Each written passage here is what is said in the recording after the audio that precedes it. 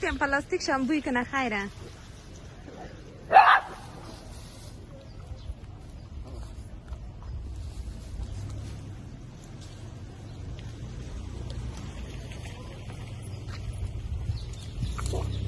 پلاستیک ما چیز نیسته.